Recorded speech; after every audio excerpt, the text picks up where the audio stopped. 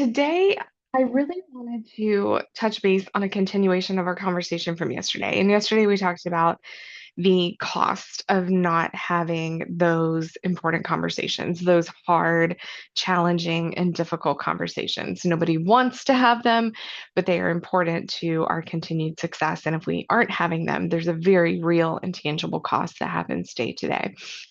But how do we do it? How do we actually make that happen? How do we execute this well? And how do we have the conversation without damaging the relationship and blowing it up? Now, here's what's funny. I have been so excited to tell you guys about my Jedi mind tricks.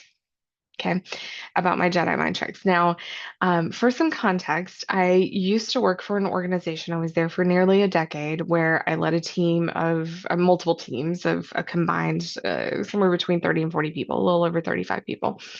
And I was responsible for hiring and firing, growing, and coaching these people through success in their careers, a lot of them on into leadership roles. In fact, to my knowledge, to date, I have hold a record for the most people fired in one day. And I don't know if I'm proud or ashamed of it, but I do know that I have spent and invested tons of time and energy into growing people, hopefully to success. Most of them made it to success. And in that current role, I'm sure they went on and were successful elsewhere. They were all good people. And in that process, I developed what some people have told me are Jedi mind tricks. Now, not Jedi mind tricks in the sense that like we're taking advantage of people and manipulating them because that's not good and nobody wants to do that, but more in the sense of like I am able to communicate in such a way that even if it's not something that people would typically and normally perceive to be like a good or a positive thing, I'm able to communicate these things to people in a way that lands and they understand. Now, maybe it's not their favorite thing, or maybe, you know, I don't know, maybe they don't want to hear it, or there's some pushback, or there's some tension, but they understand why. They understand the bigger vision, they understand the purpose, and they understand their role in what's happening, right? There's a great book on leadership that I have read years ago and did with my team that talks about the people being in the right seat on the bus. Like we all are on the bus, but is everyone in the right seat, right? And I'm able to communicate and help others see what their seat is and if they're in the right place or if there's somewhere that they can better serve, right? And a large part of that is done through having really, really, really hard conversations. And so I would love to teach you some Jedi mind tricks. It's something that nobody gave me when I was leading teams, how to have that hard conversation without blowing it up, without destroying the relationship or damaging it. It's not something that is often taught in leadership roles, but it's so important.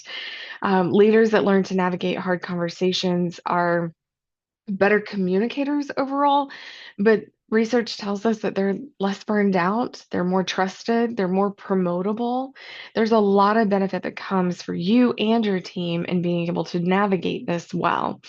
And so I want you to imagine a conversation that you've had where maybe you did attempt a hard conversation or you said a thing, but it came out sideways. It came out maybe rougher than you intended. Maybe you stumbled over your words or you used the incorrect words, or maybe the person received it much more harshly or negatively than you intended. Maybe they said something that you didn't anticipate. That has happened to me where I come in and I'm like, you didn't do this thing. And turns out like their mom died. I wasn't ready for that. I was having a hard conversation, but it absolutely took a left turn and came out sideways, being too harsh, too vague, or even having the conversation at the wrong moment. And what ends up happening is when that happens, you're managing the fallout of the conversation more than you're managing the hard conversation and the goal of what you actually intended to say and what you wanted to achieve through that hard conversation.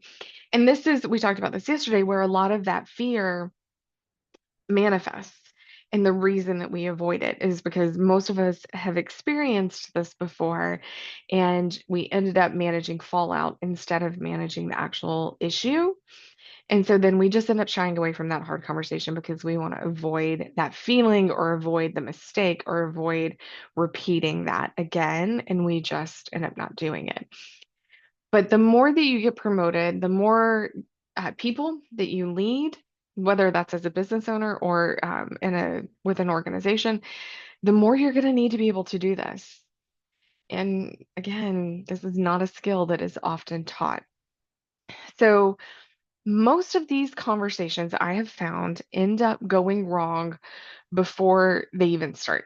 Before you even get to the execution of the conversation, it's already starting to fall apart and we don't even realize it, we don't even know it. And so my advice and my guidance for today is going to be for us to actually start before the conversation. And it's it's a little bit of a mindset and a little bit of an approach situation. A lot of leaders come into these really hard conversations trying to win conversation instead of moving through the conversation. What I mean by that is you have a point, you have a perspective, you have a deliverable, you have a reprimand, you have a correction, whatever it may be, and you're coming in thinking about yourself, which is normal. That's fine. But then success to you only looks like compliance, or success to you only looks like the end result of what you want. And we're trying to win. We're trying to get them bought into our perspectives and our goals instead of actually having a conversation. It's a hard conversation, and the conversation implies two sides to the talking, not just one, right? So our goal in these conversations is not necessarily to be, you know, the perfect sage, to be the dictator, to be right. Um, if we lead hard conversations, difficult conversations through the lens of professional relationship, then it's going to change everything that happens during that conversation. Okay, so let me give you an example of one of the instances where I was told I had Jedi mind tricks. I was not firing someone, but I was demoting someone. I was demoting them and demoting them from a paid position into an unpaid, it was kind of taking this little like extra thing off of their plate and bringing them down to the normal.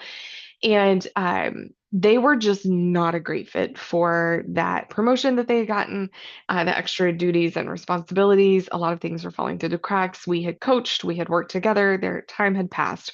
All of that already existed before this hard conversation, okay? And I knew the reason why this person was struggling with the things that they were struggling. I understood who they were.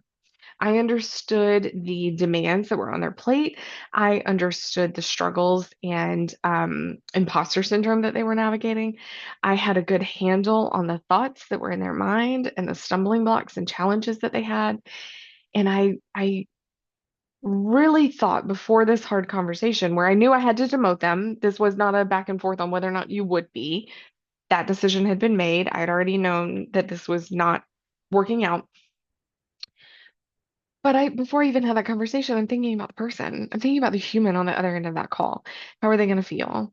Is this going to surprise them? Hopefully not, because we had a lot of conversations beforehand. But some people can be blind to these things. Understanding what their struggles were and why those struggles were happening. And I thought, if I were them, how would I want to be approached?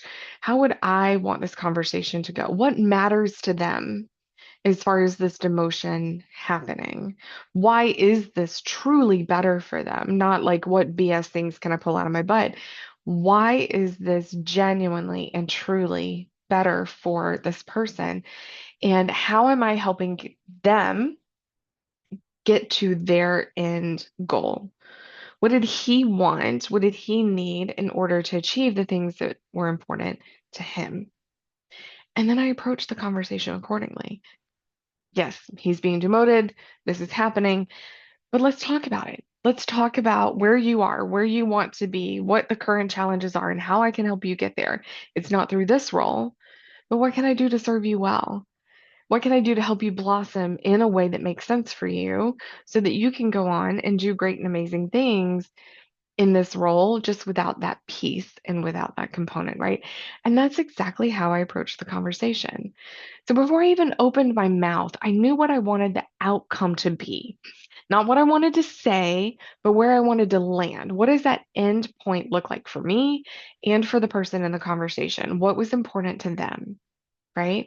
This is actually very much a bridge building activity and a relationship strengthening activity if you do it with that perspective, with that mindset. If you come into it saying, how can I harness this hard conversation to build a bridge and strengthen a relationship?